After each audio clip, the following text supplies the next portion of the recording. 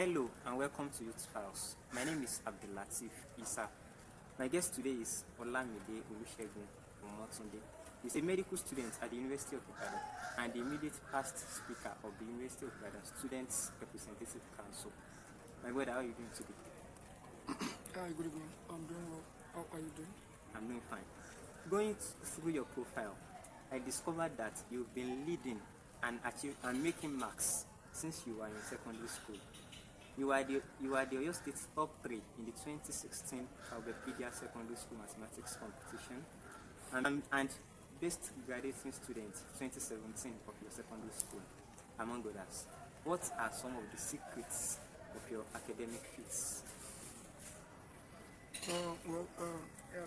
Thank you very much for having me on here. As regards academics in secondary school, well, I really don't know how to answer that because secondary school is quite different from what I'm facing on here now. But then secondary school, I guess it's something that just comes way easier than actually. Aside the normal prepare days to exam and also listen well in class, I guess it actually just comes quite easy while I was in secondary school then. Okay. Being a UIT, what feeling does it bring? Being a UIT, well, The first and the best. well, actually, though it sounds a bit cliche, but it's actually the truth. Well, I started studying medicine. I started studying medicine in UI. But if you go out there, say you are from Ibadan medicine, I won't lie to you, it's quite different from anywhere else within Nigeria. Okay. So yeah, it's actually the first and the best. Wow. You served as the speaker of the 10th Assembly of UISRC when you were living in Alexander Brown Hall, ABH.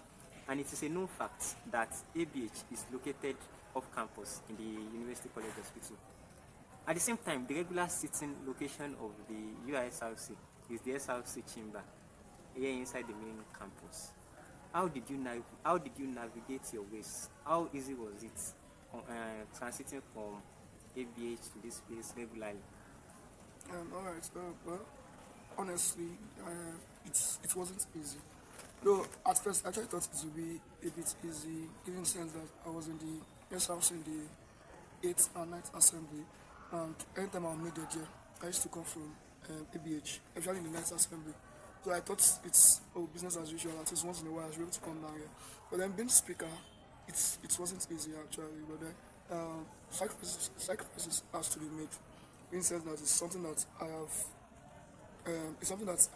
I'm already there. It's something I wanted to do. So I also had to sacrifice to bring out the best of the position while I'm still there. It was not easy. There are days when I'll have to come here to UI twice. I'll come go. There's something else that will bring me. I'll come go. And there are days where I'll even have to sleep overnight in UI because it's already late and I can't go back. There are days where I'll be reaching UCH around 9 p.m., 10 p.m., 11 p.m. It wasn't easy actually, but then it just sacrifices how much I wanted to do and how much I wanted to bring the best out of the position at that time. What impact did all this have on your academics? First as a medical student, I think it's a well-known, or it's a common fact that medicine is quite tedious compared to other courses actually, and it's very time consuming. So it would be a lie if I say it did not have some impact on my academic journey, because there are times where as speaker I'll have to stop school, because there are emergencies that needs my attention, maybe here in UI or even elsewhere, especially when we are seeking for sponsorship and other stuff. Okay. So aside the fact that I was actually quite lucky, because at some points I almost did not write my third medical examination. That's the third MB, pediatrics in particular, because I was first considered ineligible because I was unable to reach the attendance in some certain areas of the posting, okay, which personally I felt it was because of being speaker. Well, though I was actually granted permission to write the exam at the expense of subtracting some marks from my from my continuous assessment. So Okay. yeah, it's actually quite serious. But the truth is, it's something that I made some mistakes about. Even as speaker, in retrospect, I saw that the stuff that the aspects in the pediatrics exam that I did not meet up with, things that I could have actually pursued and still meet up with, even as being speaker. So it will have a toll on academics, even if you are here in UI as a student here. There's no way holding a position will not have some toll on academics. You just have to work, should I say, more than you've been doing before holding the position, and just have to be more dedicated than before. So I guess that's it. Okay. What are some of your hobbies outside of academics and student politics? Uh, well, if you're outside of student politics, well, that's a bit tough. Because, You don't have any. no, not exactly. Because one of the things I like naturally is actually politics.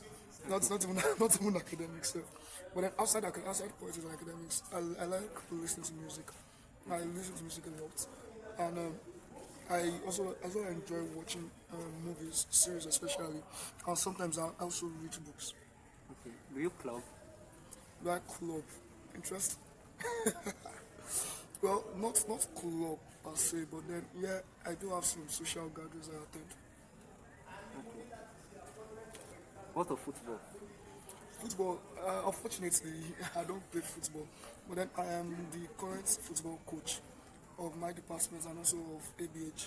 So even as I don't play football, I still enjoy football, and I also follow the normal football competitions as the Premier League and the Champions League. Since you don't play football, how easy is coaching then? Well, they actually,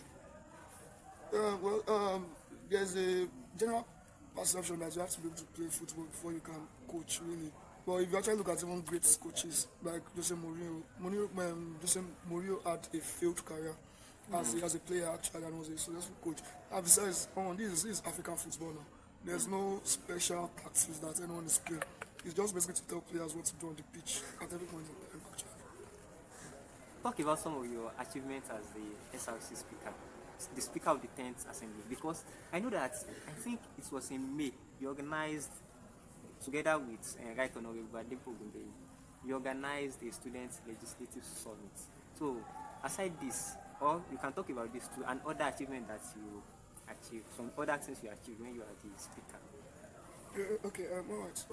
Well, as speaker, while I was entering the position, the major thing I actually considered was working on with the honorable members at first, because while I was in the 8th and 9th assembly, I noticed people saw the house, or people who contested for position still see the house as a more of, oh, let me fill my CV kind of position, because you have people in the house who are speakers of, what's it called, speakers of departments, even speakers of faculties, even president of departments, excuse me, we are in the house. So it was one like, oh, let me just fill my CV and attend the first sitting, and then after that, you will not see them again. Even in committee meetings, you will most likely not see them again. So one of the things I wanted to achieve was actually to build more discipline within the house, which I actually I was which I is it had some success in it, because we what was it called? We reviewed the standing order of the house, putting some conditions as is to be considered to have served in an assembly, also giving some conditions in which other members need to meet in both committee levels and even in attending meetings at the minimum.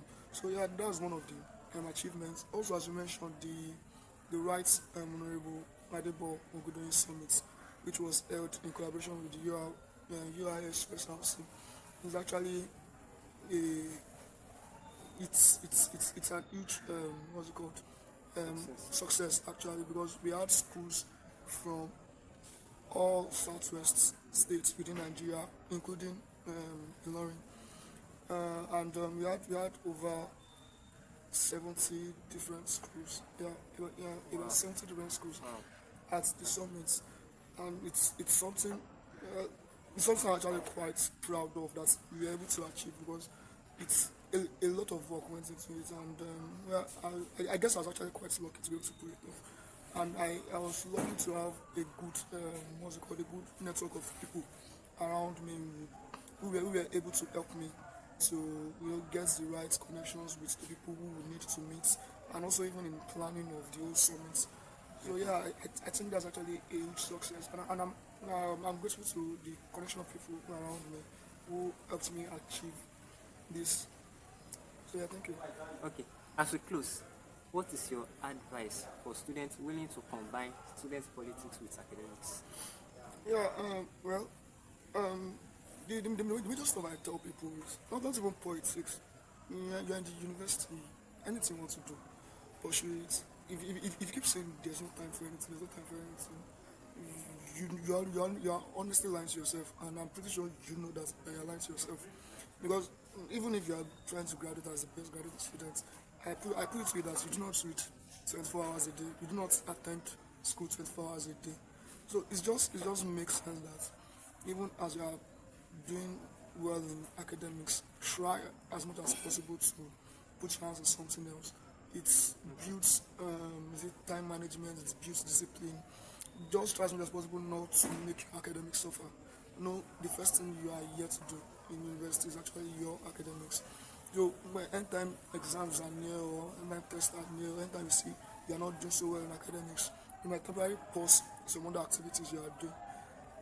So yeah, that's it. But as much as possible, just try to ensure you put your hands on something else outside academics. There's always time. If you want to combine 200 things, American students, the time is choked up. That's the truth. Time is choked up. But we have medical students who are doing a whole lot of. I have classmates who act in theater arts. I have classmates. The past president of the union is a dental student, which you can say is also a medical student. Yeah, exactly.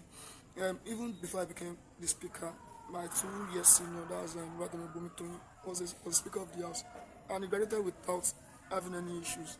Right now, I'm about to write one more exam. I've not had any what's it called? I've not had any cause to resit any exam or repeat any exam.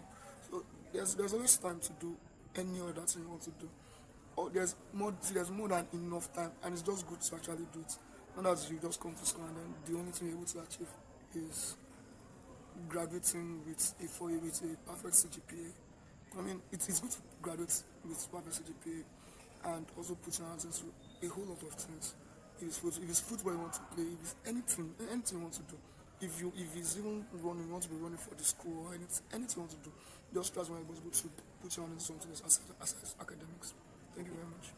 I wish you the very best in your endeavors. Yeah, thank you very much. I wish you the best also. Thank you for having me.